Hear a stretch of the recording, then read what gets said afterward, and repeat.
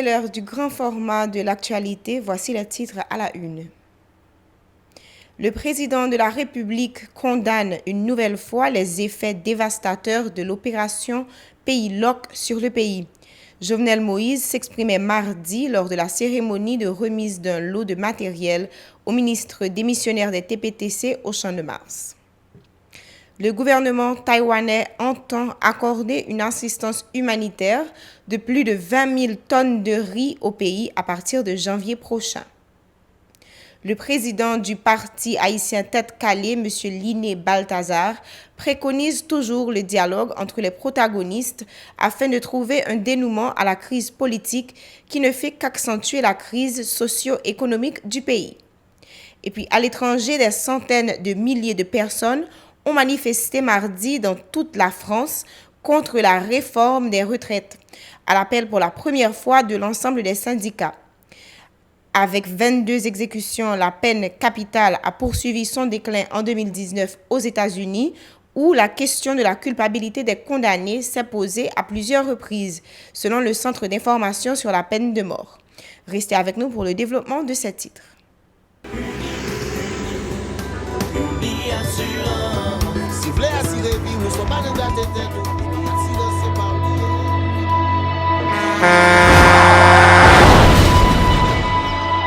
En général, moun pa reme pran assurance. Yo considéré que son l'argent rejeté.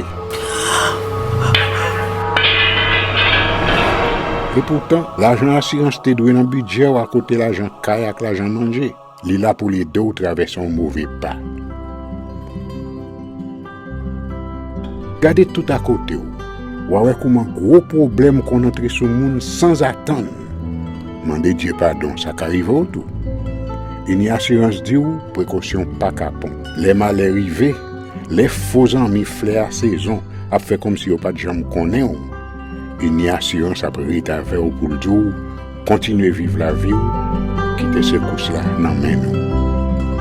Une assurance. Vivez en toute assurance. Voici le développement des titres ce mardi. Le président de la République, Jovenel Moïse, a une nouvelle fois condamné mardi l'opération Pays Loc, dont les conséquences sont désastreuses pour le pays. Lors d'une cérémonie de remise d'un lot de matériel au ministre démissionnaire des Travaux publics, Fritz Caillot, le chef de l'État a déploré toutes les victimes de cette situation de blocage et présenté ses sympathies à leurs proches. Jovenel Moïse en a profité pour passer des instructions au ministre du Commerce en vue de pouvoir recenser les petits détaillants et détaillantes ainsi que les entreprises ayant été particulièrement endommagées lors des 9 semaines de paralysie systématique du pays.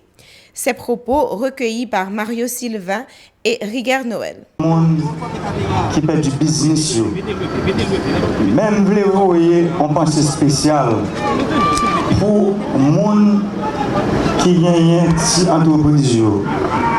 Ça veut dire nous avons une bonne quantité de PME. Par exemple, des gens qui ont la publicité, nous avons des volumes de billboards qui tombent dans la rue. Même si vous avez des businessmen, les gens qui ont épicerie, les gens qui ont pharmacie, les gens qui ont différents types de business qui crasent pendant la période.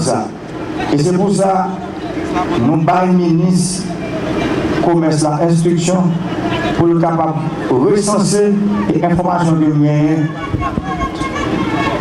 Très prochainement, nous avons un document qui va permettre de rencontrer les gens dans le palais pour nous-mêmes dire comment ils ont bagarre pour déraper ce business. Nous faisons résistance, nous sommes campés, vanter, Dieu fait passer. Nous là, parce que nous connaissons tirer ça pour la pied. Son seul peuple là. Et c'est pour ça que nous toujours dit nous, tête ensemble, vivre ensemble. Cette histoire de monde qui a montré nous, crasé, brisé, pas dans quel côté que ça amène. C'est là que tout haïtien remet tête ensemble.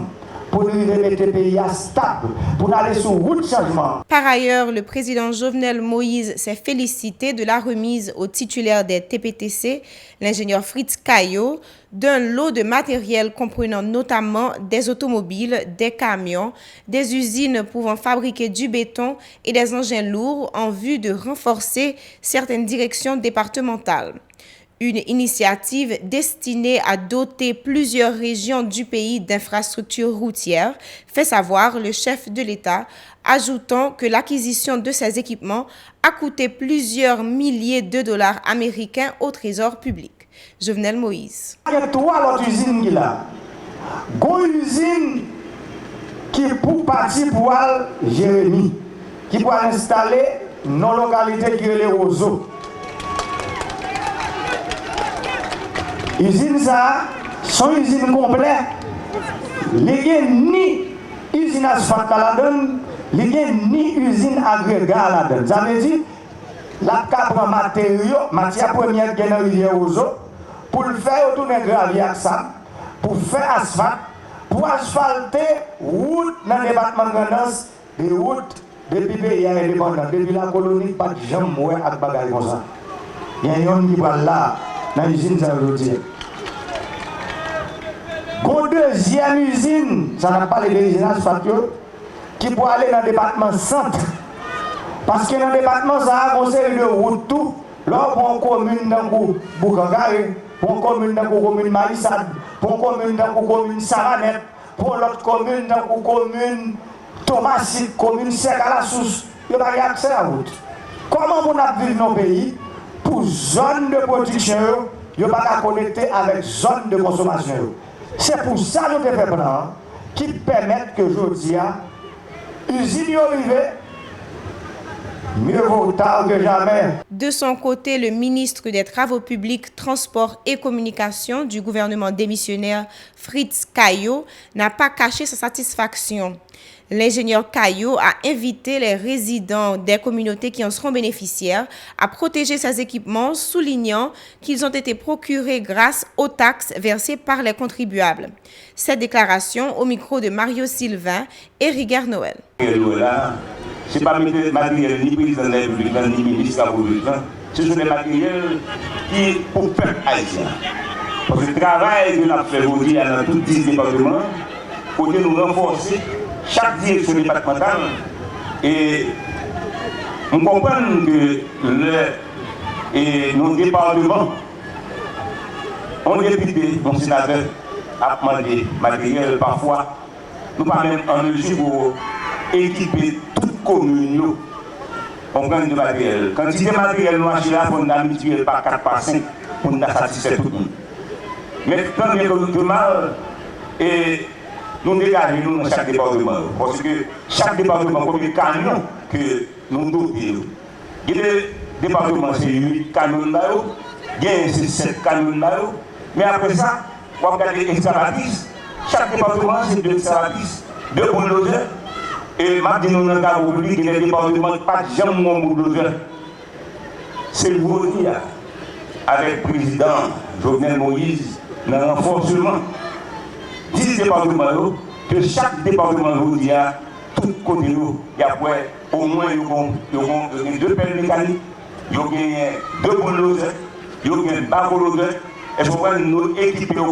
Le ministre des TPTC a en outre annoncé le lancement sous peu de l'opération baptisée Poté-Collé afin d'assurer le toilettage de plusieurs villes du pays. Un projet qui sera axé sur le curage des canaux selon Fritz Caillot. Écoutons-le. Que le pelles mécaniques, que parler de usine asphalte là, chaque usine asphalte, il y a 3 modules là-dedans. On fait une amgade là, nous avons des côtés côté pour faire, et nous avons que le président se parle de côté pour faire gagner là, ensuite nous faisons mélange à fait dans le temps pour ça là. Donc on voit c'est ça, je vous dis là, dans son programme qui peut relier opération protocole. Dans l'opération protocole, quantité de matériel minéral pas suffisant. Et bien ça nous fait, nous utilisons chaque direction départementale, chaque cabane de camion, chaque cabane de pelle, chaque cabane de bacolodeur, c'est ça qui permet un niveau zone métropolitaine de Port-au-Prince, nous allons lancer ce programme protocolaire à partir d'aujourd'hui. Le gouvernement taïwanais entend accorder une assistance humanitaire de plus de 20 000 tonnes de riz au pays à partir de janvier prochain.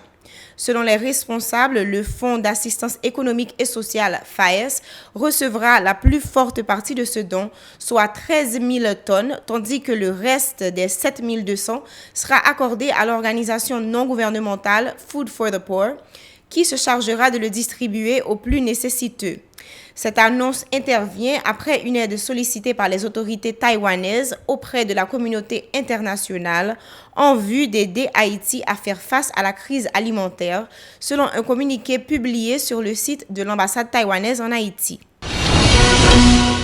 Le président du parti haïtien Tête-Calais, Liné Balthazar, préconise toujours le dialogue entre les protagonistes afin de trouver un dénouement à la crise politique qui ne fait qu'accentuer la crise socio-économique du pays. M. Balthazar dit reconnaître la capacité de nuisance de l'opposition. Toutefois, il estime que seul un gouvernement de consensus pourra rétablir la stabilité politique en Haïti. Il était l'invité de Pacifique Matin. L'élément de solution, c'est que nous dit qu'il faut mettre en place un gouvernement d'union de sauvetage dirigé par un premier ministre de consensus. L'un du premier ministre de consensus, c'est un premier ministre qui c'est pas un ami politique et amis personnels du président. On pense que nous partons du constat que, l'opposition a la capacité de nuisance d'empêcher le président de diriger le pays pendant les 2 prochaines années, mais l'opposition n'a pas la capacité non plus de chasser le président du pouvoir, mais d'empêcher l'entrée dans le palais. Donc à partir de ces considérations-là, si même quand on se fait la guerre, l'on estime qu'on n'a pas qu'à gagner adversaire là à 100%, après on chute à son table de négociation. Restez des nôtres pour les informations internationales. Voici les informations internationales. Des centaines de milliers de personnes ont manifesté mardi dans toute la France contre la réforme des retraites à l'appel pour la première fois de l'ensemble des syndicats. Ils sont invités mercredi à Matignon, où siège le chef du gouvernement, pour des discussions afin de trouver le chemin d'une sortie de crise avant Noël. 615 000 personnes selon le ministère de l'Intérieur, 1 400 000 manifestants pour les syndicats ont pris part aux manifestations contre la réforme des retraites à travers tout le pays. Cheminots, enseignants, fonctionnaires, avocats, magistrats en grève, mais aussi des soignants qui réclament davantage de moyens pour l'hôpital, salariés du public et du privé, ont gonflé les cortèges en cette nouvelle journée interprofessionnelle de protestation contre l'instauration d'un système universel de retraite par points. Toujours à l'étranger, avec 22 exécutions, la peine capitale a poursuivi son déclin en 2019 aux États-Unis, où la question de la culpabilité des condamnés s'est posée à plusieurs reprises, selon le Centre d'information sur la peine de mort. 2019 a failli être l'année de l'exécution des innocents, a déclaré Robert Dunham, le directeur de cet organisme indépendant qui fait référence sur la peine de mort. 2 condamnés à la peine de mort ont été innocentés cette année après plus de 40 ans derrière les barreaux, ce qui porte à 166 le nombre total de détenus dans les couloirs de la mort dont l'innocence a finalement été reconnue par la justice, selon le rapport annuel du DPIC. 2 exécutions ont également été repoussées en raison de sérieux doutes sur la culpabilité des condamnés. Ce fut notamment le cas pour Rodney Reed, qui avait reçu le soutien de millions d'Américains, d'élus et de stars comme Kim Kardashian ou Beyoncé. C'est la fin de ce journal. Suivez-nous sur les réseaux sociaux, sur Facebook, sur Twitter, sur Instagram ou sur YouTube. Si vous êtes à Nassau, Bahamas, suivez-nous sur Rev TV, chaîne 384. Si vous avez un smartphone, téléchargez l'application Radio Télé Pacifique ou visitez notre site web au www.radiotélépacifique.com. Restez sur la 54 pour la suite de la programmation.